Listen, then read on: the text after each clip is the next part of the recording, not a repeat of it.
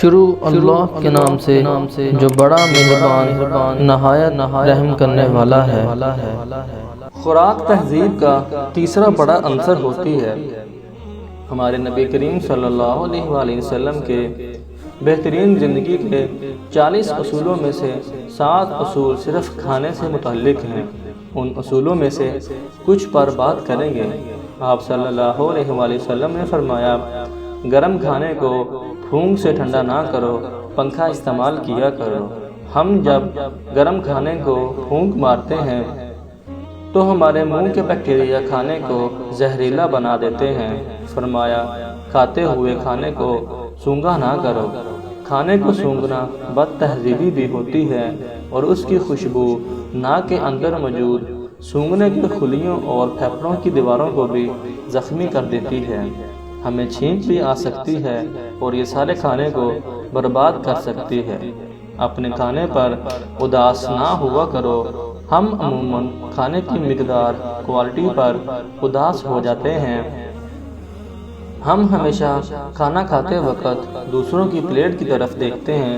یہ عادت ہمارے اندر ناشکری پیدا کرے گی۔ فرمایا، منہ بھر کر نہ کھاؤ۔ ہمارا منہ خوراک کے ہاضمے کا آدھا کام کرتا ہے، باقی معدہ سر انجام دیتا ہے۔ ہم جب منہ بھر لیتے ہیں، زبان اور دانتوں کو اپنا کام کرنے کے لیے جگہ نہیں ملتی۔ ہم جلدی نگلنے پر مجبور ہو جاتے ہیں۔ معدہ یہ ذمہ داری قبول نہیں کر پاتا اور ہم بدہضمی کا شکار ہو جاتے ہیں۔ ہمارے پیارے حبیب صلی اللہ علیہ وآلہ وسلم ہمیشہ چھوٹا لقمہ لیتے تھے۔ آدھا معدہ بھرنے کے بعد ہاتھ کھینچ لیتے تھے۔ آپ صلی اللہ علیہ وآلہ وسلم پوری زندگی صحت مند رہے۔ آپ صلی اللہ علیہ وآلہ وسلم کے صحابہ کرام نے بھی یہ عادت اپنا لی۔ چنانچہ مدینہ کے طبیب بے روزگار ہو گئے اور کھجوروں کی تجارت کرنے لگے۔ فرمایا، اندھیرے میں مت کھاؤ۔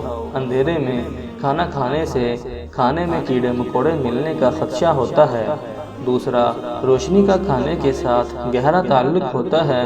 ہمیں روشنی میں کھایا ہوا کھانا زیادہ انرجی دیتا ہے۔ آپ صلی اللہ علیہ وآلہ وسلم نے فرمایا، چلتے ہوئے بار بار پیچھے مڑ کر نہ دیکھو۔ بار بار پیچھے مڑ کر دیکھنا ایک نفسیاتی بیماری ہے۔ یہ بیماری خوف زدہ، ڈرے اور سہمے ہوئے لوگوں میں کامن ہے۔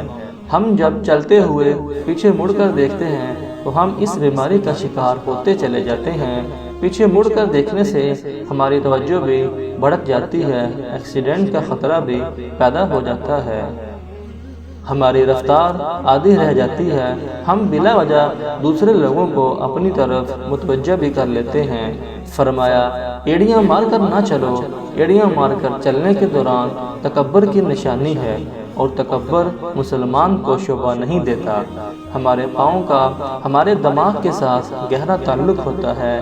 ایڑیاں مارنے سے ہمارے دماغ کی جولیں ہل جاتی ہیں اور دماغ سے کمزور ہو جاتے ہیں۔ فرمایا، کسی کے بارے میں جھوٹ نہ بولو۔ ہم اگر صرف جھوٹ بند کر دیں تو معاشرہ ہر برائیوں سے پاک و صاف ہو جاتا ہے۔ جھوٹ کے بعد غلط فہمی معاشرے کی سب سے بڑی برائی ہے۔ ہم جب گفتگو میں واضح نہیں ہوتے تو غلط فہمیاں پیدا ہوتی ہیں جو کہ معاشرتی بگاڑ کا باعث ہوتی ہے۔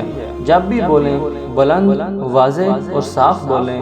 آپ صلی اللہ علیہ وآلہ وسلم نے فرمایا، اکیلے سفر نہ کیا کرو۔ اکیلا آدمی خوف زدہ بھی رہتا ہے، پریشان بھی ہو جاتا ہے اور عموماً حادثوں کا شکار بھی ہو جاتا ہے۔ تحقیق سے ثابت ہوا، سفر کے دوران اکیلے آدمی زیادہ لڑتے ہیں، زیادہ جلدی بیمار ہوتے ہیں اور غلط فیصلے کرتے ہیں۔ چنانچہ جب بھی سفر کریں، ایک یا دو لوگوں کے ساتھ سفر کریں۔